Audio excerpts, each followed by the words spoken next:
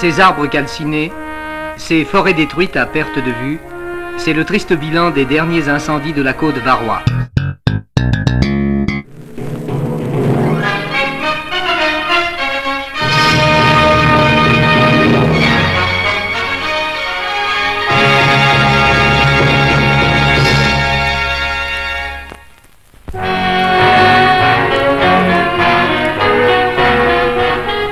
Monsieur André Malraux, ministre d'État chargé des Affaires culturelles, est rentré à Paris après un périple en Extrême-Orient.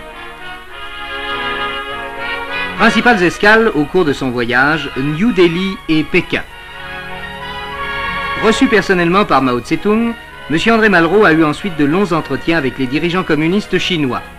Officiellement, Monsieur Malraux était en voyage privé, mais on a confirmé depuis qu'il était porteur d'un message du général de Gaulle au président Mao Tse-tung, qui a fait avec le ministre français le point de la situation internationale.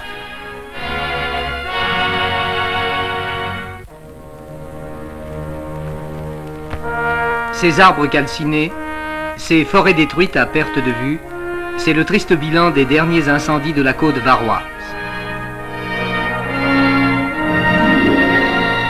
Le feu est éteint, mais le spectacle est affligeant.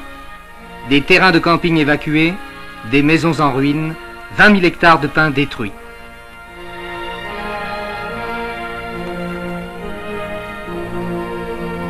Il est triste de penser qu'une telle catastrophe est peut-être due à l'insouciance et à l'oubli des règles les plus élémentaires de la prudence. Au Capitole, là où Lincoln libéra les esclaves noirs enrôlés dans l'armée sudiste, le président Johnson signait récemment la loi sur l'égalité des droits civiques. C'était le 6 août, en présence du pasteur Martin Luther King. 5 jours plus tard, un incident entre un policier et un noir mettait littéralement le feu à Los Angeles, si grande est aux États-Unis la tension raciale. La troupe était appelée en renfort pour écraser une véritable émeute. Les Noirs, exaspérés, allumaient des incendies partout à la fois. Il y avait bientôt 15 000 gardes nationaux sur place et qui ratissaient systématiquement le Watts, le quartier noir, sans aménité. Lourd est le bilan de ces émeutes. Officiellement, 32 morts, dont 27 noirs, 700 blessés.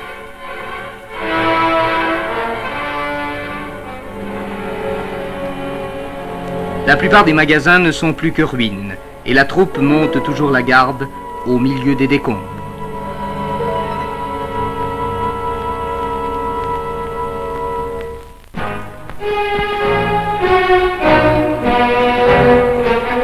À Saigon, en présence de l'homme fort du Vietnam Sud, le général Ky, les forces américaines ont remis aux gouvernementaux de nouveaux appareils, des bombardiers Canberra B-57 que le général Ky a tenu à essayer lui-même.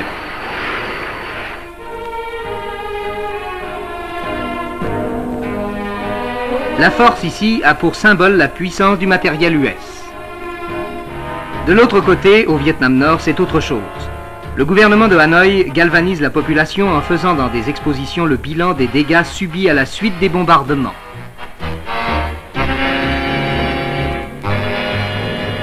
Et aussi en alignant les débris des appareils abattus.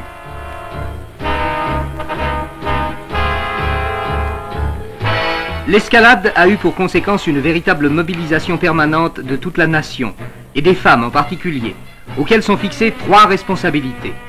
Celle d'abord d'être capable d'assumer dans la production des rôles dévolus à leur mari ou à leur fils.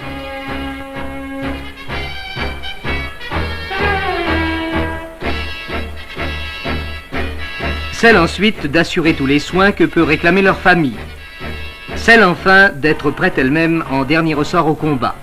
Pas de travaux dans les champs qui ne se fassent sans un fusil à portée de la main. Le régime des bombardements quotidiens a abouti ici à mettre sur le pied de guerre 500 000 combattants et 2 millions de supplétifs.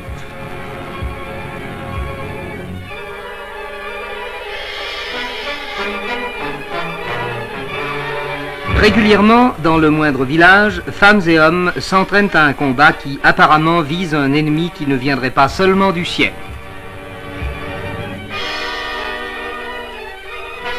Pour l'heure, les véritables combats terrestres, ce sont les maquisards du Sud qui les livrent. Et si l'on en juge par ces images prises du côté Viet Cong lors d'un accrochage avec une patrouille américaine, ils sont extrêmement violents.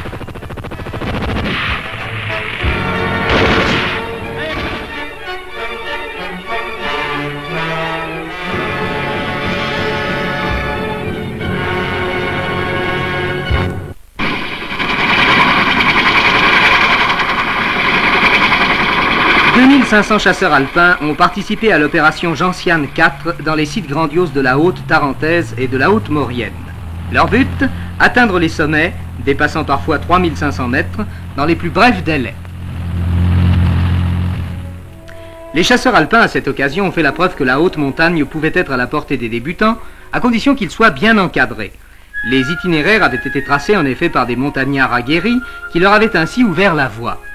Et pour la troupe, composée en grande partie de jeunes recrues inexpérimentés, la montagne était devenue subitement une promenade, alors qu'en d'autres circonstances, on aurait pu craindre le pire.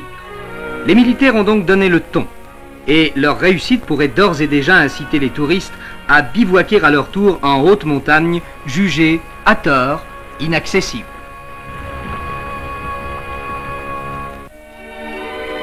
Voici ce que les touristes de l'été appellent l'évasion. Que peut-il rester des beautés de la mer de glace lorsqu'on les découvre ainsi à la queue leu-leu comme à la foire du trône?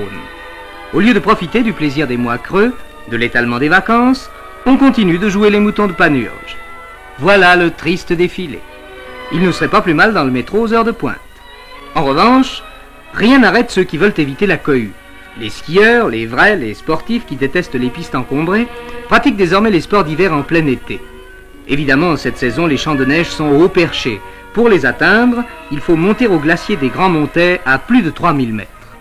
Arrivé au sommet, les joies du ski commencent. Le Mont Blanc ensoleillé est tout proche. On ne le voit jamais ainsi l'hiver et c'est encore un plaisir de plus qu'on s'offre.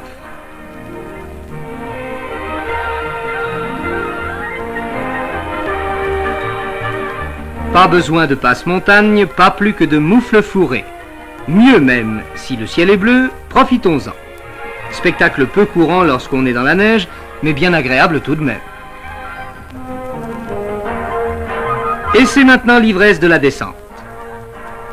Attention, en frisant l'indécence, on risque aussi les courants d'air. Mais du moment qu'on a de bonnes chaussettes de laine, on ne risque pas les refroidissements.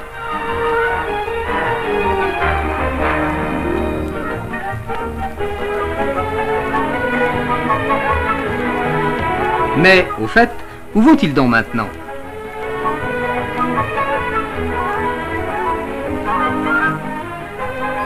Ça, c'est encore la surprise des sports d'hiver en été.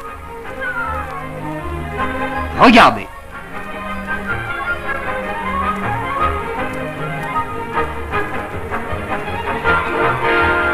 Au fond, il faut peu de choses pour passer de meilleures vacances que celles des autres, avoir seulement un peu d'imagination et surtout éviter les mauvaises habitudes collectives.